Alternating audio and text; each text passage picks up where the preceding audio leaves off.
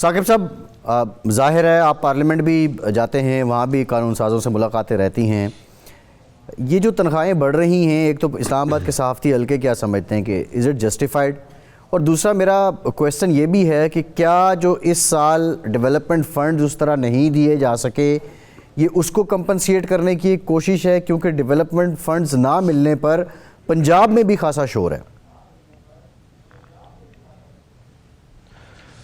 بالکل، یہ شور ڈیولپمنٹ فنڈز پہ تو ہے، لیکن پنجاب میں بھی آپ کو پتہ ہے کہ وہاں پہ بھی جو تنخواہیں ہیں وہ بڑھائی گئی تھیں پارلیمنٹیرینز کی. یہاں پہ ابھی پارلیمنٹیرینز کی تنخواہیں بڑھائی گئی، اور کچھ عرصہ پہلے جو ججز کی تنخواہیں بھی بہت بڑی تعداد میں جو وہ بڑھائی گئیں. جو سپیریئر کورٹس کے ججز ہیں ان کی تنخواہیں جو ہے وہ بڑھائی گئیں. بلوچستان اسمبلی میں بھی تنخواہیں جو ہے وہ اسی طرح بڑھی. تو بنیادی جو سوال آپ نے اٹھایا تھا، وہ جو رپورٹ ہے، وہ رپورٹ کتنی خوفناک اور خطرناک ہے کہ یہ جو رپورٹ آئی ہے یہ وفاقی دارالحکومت کی رپورٹ ہے کہ پانی کے کیا کیا مسائل ہیں، اور اس سے جو نمونے انہوں نے لے کر اس کو چیک کیا تو پانی ایسا نہیں ہے کہ وہ پینے کے قابل ہو. مطلب ایک طرف تو پانی اسلام آباد کے مختلف جگہوں پہ، میں صرف اسلام آباد کو ہم ایک اس کو لے رہے ہیں آئیڈیل کے طور پر کہ یہاں پہ ساری فیسیلیٹیز ہوں گی، تو یہاں بہت سارے علاقے ایسے ہیں جہاں پہ پانی جو ہے ٹینکرز کے ذریعے اور پانی دستیاب نہیں ہوتا، اور جہاں پہ دستیاب ہے اس کی پوزیشن جو ہے وہ اس رپورٹ میں آپ نے دیکھ لی. تو جو ترجیحات ہونی چاہیے حکومت کی وہ ترجیحات بظاہر نہیں لگ رہی. اگر وفاقی دارالحکومت کو پھر ہی لے لیں تو کیا ہیلتھ کی یہاں پہ جو فیسیلیٹیز ہیں عام عوام کے لیے، کیا وہ جو 2 ہاسپٹلز ہیں بڑے وہ پوری کر رہے ہیں؟ نہیں کر رہے.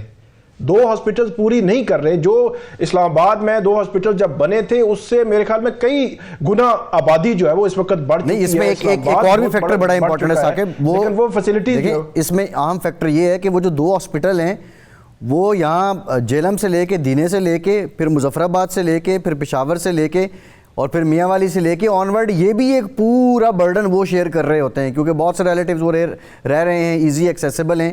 وہ صرف اسلام آباد کے لوگوں کے لیے نہیں، وہ برڈن بھی شیئر کر رہے ہیں. اسلام آباد کے لوگ تو سب سے زیادہ متاثر ہو رہے ہیں.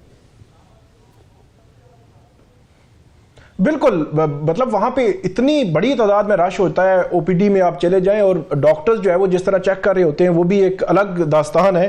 تو کہنے کا مقصد یہ ہے کہ پارلیمنٹیرینز کی آپ تنخواہیں بڑھا رہے ہیں تو کیا پارلیمنٹیرینز کا جو کام ہے وہ کر رہے ہیں؟ اس پہ اگر ہم نظر دوڑائیں تو وہ لیجسلیشن کرنی ہوتی ہے. ہم نے ریسنٹ پاسٹ میں دیکھا کہ جو ہمارے پارلیمنٹیرینز ہیں، ٹھیک ہے جو فیس ہے، حکومتی فیس ہیں، وہ تو بات کر رہے ہیں، کوئی لیجسلیشن کے لیے کوئی چیز لے آتے ہیں، وہ پاس ہو جاتی ہے اور آگے بڑھ جاتی ہے، ووٹ انہوں نے کر دیا.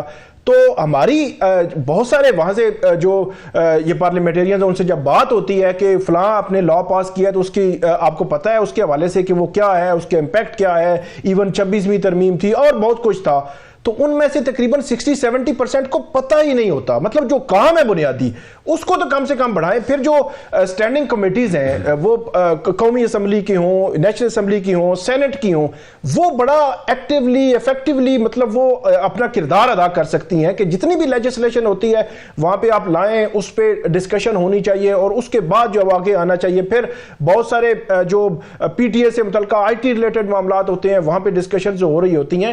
تو اس میں جتنا کردار پارلیمنٹیرینز کا ہونا چاہیے وہ نہیں ہوتا. تو اس کا مطلب یہ ہوا کہ آپ ایک طرف ان کو نواز رہے ہیں جہاں آپ قرض لے کر اپنا جو ہے وہ چیزیں چلا رہے ہیں، اور اتنی اور اخراجات کم کرنے کے حوالے سے آپ نے خود جو ہے وہ کہا ہوا ہے کہ ہم اخراجات جو ہے وہ اپنے کم کریں گے. جس طرح وہ دوسری طرف جو نجکاری آپ نے کرنی تھی بہت سارے محکموں کی وہ آپ نے نہیں کی. اوور برڈن بھی ہے. اور درمیان جب آپ نے بجٹ جو ہے جون میں پاس کیا اور وہاں پہ آپ نے یہ فنڈز نہیں رکھے ہوں گے پنجاب کے ہوں یا مرکز میں، اب آپ نے تنخواہیں بڑھائی ہیں تو کسی اور مد سے نکال کر جو ہے وہ ادھر تنخواہیں جو ہے وہ ایڈجسٹ کریں گے.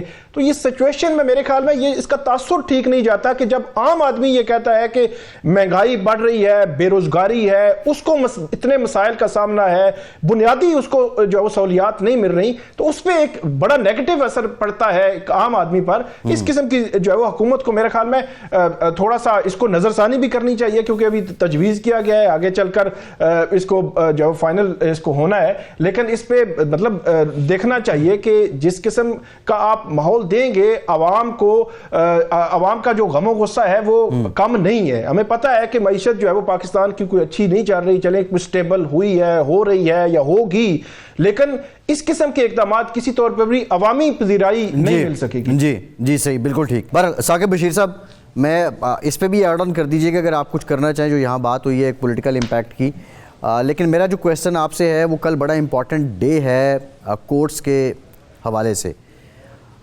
یہ جو ایڈیشنل رجسٹرار جوڈیشل کا کیس ہے، اب کل اس کا فیصلہ صبح 9:30 بجے سنایا جائے گا. پھر اس پہ ایک انٹرا کورٹ اپیل پہ ایک بینچ بھی ہے.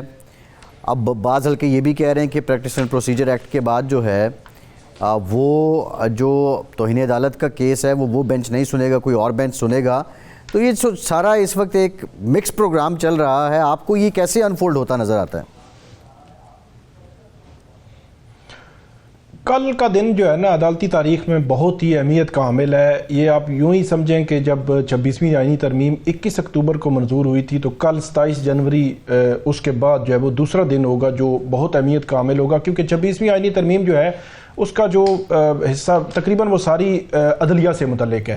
اور کل جو ہے وہ 3 بڑی جو ہے وہ عدالتیں لگنی ہیں. ایک جسٹس منصور علی شاہ اور جسٹس عقیل عباسی، انہوں نے فیصلہ دینا ہے کہ ایڈیشنل رجسٹرار جو ہیں نظر عباس، انہوں نے توہین عدالت کیس تھا تو ان کے حوالے سے انہوں نے فیصلہ دینا ہے.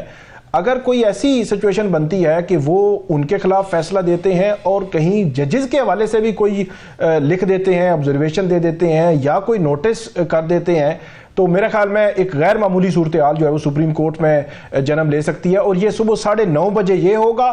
پھر اسی کیس کے خلاف جو ہے وہ 1 بجے جو ہے وہ اپیل سنی جانی ہے.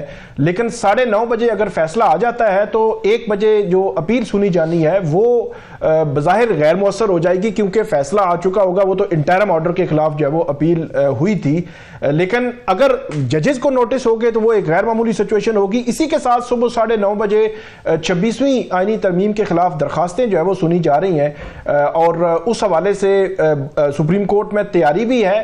اور اب یہ دیکھنا یہ ہے کہ سپریم کورٹ کا آئینی بینچ جو 8 ججز پر مشتمل ہے جسٹس امین الدین خان کی سربراہی میں، کیا وہ سنے گا یا یہ معاملہ جو ہے وہ فل کورٹ کی طرف جائے گا، جس کی جو استدعا جو ہے وہ درخواست گزاروں نے کی ہوئی ہے. اچھا، پہلے تو یہ جو والا جو معاملہ ہے یہ کیا ایک پی ٹی آئی کی پوری پالیسی ہے یا اس کے پیچھے کیا ہو سکتا ہے؟ یہ تو پی ٹی آئی اندرونی حلقے سوچ رہے ہوں گے کہ ان کا کیا جو پرپز ہے، لیکن جو ایکچولی خبر ہے وہ میں آپ کو دے دیتا ہوں کہ اصل میں جو آج کا GHQ حملہ کیس چل رہا ہے اڈیالہ جیل میں، اور وہاں پہ جو ملزمان ہیں ان کے بہت سارے وکلا بھی جاتے ہیں.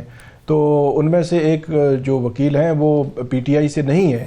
تو خان صاحب ان کی بڑی تعریف کر رہے تھے کہ ہیومن رائٹس کے لیے آپ کی بڑی جو ہے وہ اچھے طریقے سے آپ لڑ رہے ہیں کیس یہ وہ. تو انہوں نے کہا کہ آپ کو بھی کرنا چاہیے. مسنگ پرسنز کے کیسز آپ کے دور میں بھی ہوئے ہیں، ابھی بھی ہو رہے ہیں، ابھی بھی آوازیں بھی اٹھائی جا رہی ہیں مختلف جو ہے حوالے سے. تو آپ لوگوں کو بھی اس حوالے سے میں کنٹریبیوٹ کرنا چاہیے. اگر آپ واقعی سمجھتے ہیں کہ آپ کے ساتھ جو ہے وہ ظلم ہو رہا ہے یا آپ کے لوگ مسنگ ہوئے، تو اس طرح نام بھی آیا اور وہاں پہ، تو اس کے بعد پھر یہ پالیسی آ گئی. اب اس میں کتنی ان ڈیپتھ ہوگی، کس لیول پر وہ جائیں گے، یا ان کے وہ مطالبات بھی جن کے حوالے سے سوالات ہیں کیا ان کو یہ سیکنڈ کریں گے یا نہیں کریں گے، یہ تو آنے والے دنوں میں جو ہے پتہ چل جائے گا کہ ملاقات کرتے ہیں تو اس میں وہ کہاں تک ان کے ساتھ جو ہے وہ کھڑے ہوتے ہیں. دوسری جو آپ نے بات کی، جو مذاکراتی عمل ہے، جو ماحول بنایا جا رہا ہے، 190 ملین پاؤنڈ کیس میں جو بشرا بی بی کو جو سزا ہوئی، عمران خان صاحب کو ہمیشہ وہاں پہ اڈیالہ جیل میں ہم جاتے رہے ہیں، سنتے رہے ہیں، ان کا مسئلہ جو ہے وہ ہمیشہ سے بشرا بی بی رہا ہے.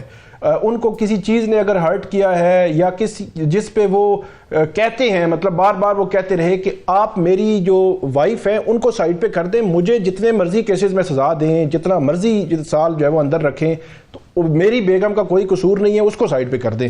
تو جب بشرا بی بی کو سزا ہوتی ہے تو پھر ریئیکشن آتا ہے. تو مجھے ایسے لگ رہا ہے کہ یہ جو ریئیکشن آیا ہے، خاص طور پر جنید اکبر، عالیہ حمزہ فیکٹر، یہ جو ہے، اور جو ان کی گفتگو ہے اس میں بھی سختی نظر آئی ہے. اور یہ اطلاعات بھی ہیں اور کے ذرائع سے کہ علی امین گنڈا پور کے حوالے سے بھی شاید کوئی مستقبل میں ہمیں کوئی تبدیلی جو ہے وہ نظر آئے گی.